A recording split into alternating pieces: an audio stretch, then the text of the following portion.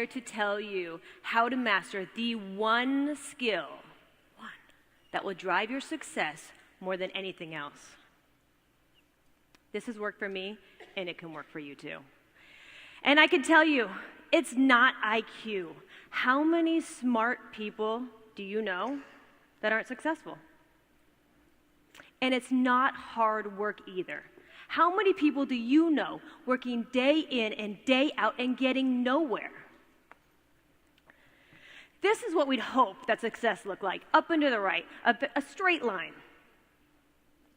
Does everyone wish that this looked like success? The reality is, this is not what it looks like. And it's not what it looked like for me. I started really far down here on the bottom, and years of trials and tribulations. Somewhere up here, still going through, somewhere up here, hopefully make it to the end someday. How many of you have ever been broke? Yeah. Or stuck, didn't know what was next? I have been broke too. This is the bank account, and I have actually the balance sheet that I sent to my parents showing I had $366 to my name. I was like, I am broke. What am I going to do? And today, I'm the CEO of a global technology company. I've invested, as Simon said, more than 70 companies that have had exits, 12 of them for over $500 million. And one of those companies, and one of those investments actually IPO'd, and it went over $1 billion on the first day of trading. Thank you.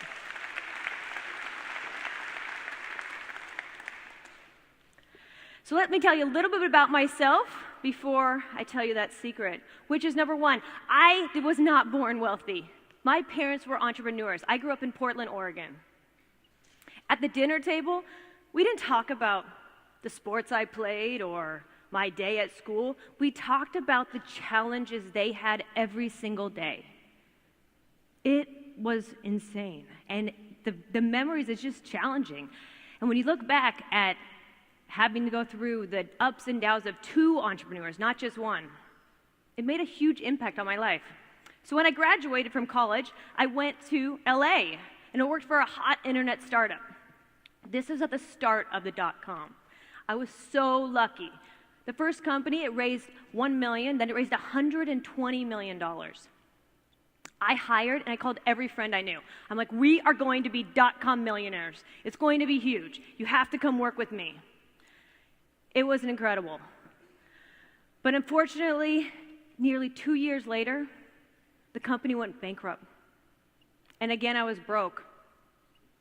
In an instant, I had to lay off my friends and eventually myself. And I felt like such a failure. Have you ever been there when someone pushes delete on your career, your identity, your future, and your income? In one moment, it all disappeared. Hitting rock bottom really makes you realize what you want in life. And I didn't want to be broke again. I wanted to control my own destiny. I wanted to have freedom, and I wanted to be my own boss. I wanted to start my own company. Had I ever started a company? No, I had no idea what I was doing. I had no idea. But I did know I could move to Hawaii with my boyfriend, now husband, and live rent-free. Oh, poor me, right? No, not really. This is what you think it looked like. It was amazing. I'm like rent-free in his apartment. This is awesome. This is great. This is where I can start my digital company. But let me tell you, it did not look like this. It actually, this is before digital cameras, looked like this. This is me and him at my kitchen table. For 3 years I sat there. I didn't go to the beach. I didn't learn the hula. And I definitely didn't learn to surf. I sat here at this kitchen table. And eventually, with hard work and perseverance, that company turned into a $100 million company, which I sold. 2008, sold again. In 2014 for $235 million.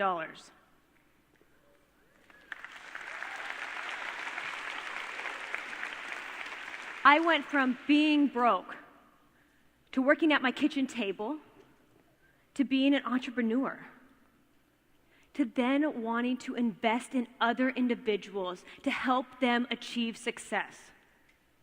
Those companies have sold to leading brands like Apple, Intuit, Singtel, and Tinder. I wanted to share with others what I had learned. And I asked myself, of these companies, what made them different? What makes the successful people different than anyone else? And I started to realize these people have one thing in common. One thing. And it's what I like to call the execution factor. This doesn't sound very sexy, but that's okay. Execution. An idea is only as good as how well you can execute it. I see dozens of ideas a week. A lot of them look the same. And I believe that execution is a skill that can be learned. You can learn it. And I'm here to help you learn it today. So, did everyone get a card on the way in? Yeah? Okay, great. This card has 5 traits on the back because there's 5 essential traits that you need to know to master execution. So get your card. First is vision. Second is passion. The third is action. The fourth is resilience. And the fifth is relationships. And we're going to execute right now. Are you ready? Great. Vision. Vision is about having a North Star.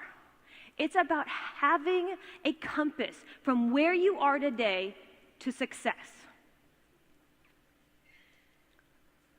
Did you know that there's a professor at Virginia Tech who says that people who write down their goals are 9 times as likely to be successful over their lifetime as people they don't?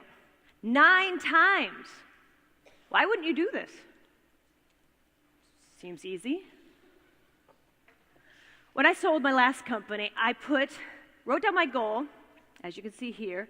I put it on my bathroom mirror, taped it, got blown off with my hairdryer a few times, went down the drain, but I kept it up here. And every day I looked at it for 9 months, trying to get the deal over the line. And eventually, my dream became a reality. I was crystal clear on what I wanted to accomplish. That's amazing, huh? So the first thing for you is to get crystal clear on your North Star. What is your vision? You can start big or you can start small. What is one thing you want to accomplish right now? And write it down. Once you have your vision, you need to be emotionally connected to it. And you need passion. Passion is the second trait you need to master in order to be successful. Did you know that passion comes from the Latin word for pain? So what is something you're so passionate about that you would gladly suffer for? When I was 11, I had a passion for horses. I loved horses. And I had visions that I'd jump and ride and win awards. But we did not have enough to do horseback ridings to be that great. I could afford 2 a week. And I went to the barn, not 2 a week, 2 a month, sorry. 2 a week would be amazing. I'd actually probably be in horses, not speaking up here. So I went to the barn and I asked them, could I work at the stable to get a horseback riding lesson? And they gave me 7 hours of cleaning up the stables for a 1-hour ride. I thought that was an incredible deal. Looking back, I think they got a better deal on that one, but I would have done anything to ride the horse. So ask yourself, what is something that you're so passionate about that you would gladly suffer for? That you'd get up early, you'd stay late, you'd work the weekend. What is that? You have to be emotionally connected to it. So now you have your vision, and you're passionate about it. Now what? Third trait, action. You have to be willing to take that first step. And it doesn't have to be right. Just one step. When I started my first company, I was scared. I had no idea what I was doing. I was uncertain. I was terrified of failure. but I embraced the fear and I did it anyway. So ask yourself, what is one action that you will take to accomplish your vision? Just a simple one. Start small and write that down. So now that you know what the action you're going to take, this is what's going to happen next. I can guarantee it. Something's going to go wrong. And that's why I need the fourth trait. The fourth trait is resilience. This is the ability to adapt and overcome obstacles and roadblocks and thrive in change. Nothing ever goes according to plan. Ever. I can attest to that. I think Rocky is the best example of resilience. He gets knocked down all the time, but he always gets back up. And when you think of the resilience you will need to accomplish your vision, you need the mental mindset to be able to always get back up. And I think it's important that if you know what are some of the obstacles that could stand in your way or could set you back, and you can actually visualize them, then when they arrive, you're more prepared for them.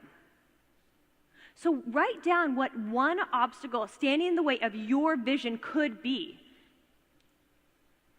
And when it happens to you, you'll become more resilient. And you'll know you too can overcome that. You already knew that might happen. And when you're being resilient, the fifth defining trait that you're going to need to master is relationships. Nobody is successful alone. I haven't been. It's important to build healthy, inspiring, supportive relationships. The most significant factor in any person's life is the people. And this has been true for me. Did you know that if you change only one thing in your life, the people, you'll have increased your chances of success by 10 times? 10 times. Every year I do a life audit. What's a life audit? Well, I make a list of all the people I spend time with. Then I put a plus if they energize, inspire me, and support me to achieve my dreams. I put a minus if they drain me and suck the energy out of me every time I'm with them. Then I make a conscious decision to spend more time with the people with the pluses, less time with the people with the minuses. Seems very simple. Also seems kind of harsh, I know. Just eliminating toxic people from your life. But it's been very, very successful for me.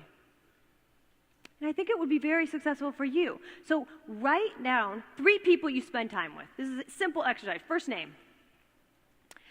And put a plus or minus next to them. For wherever they are going, you are going too. So make conscious decisions to surround yourself with supportive individuals. Thank you, everyone.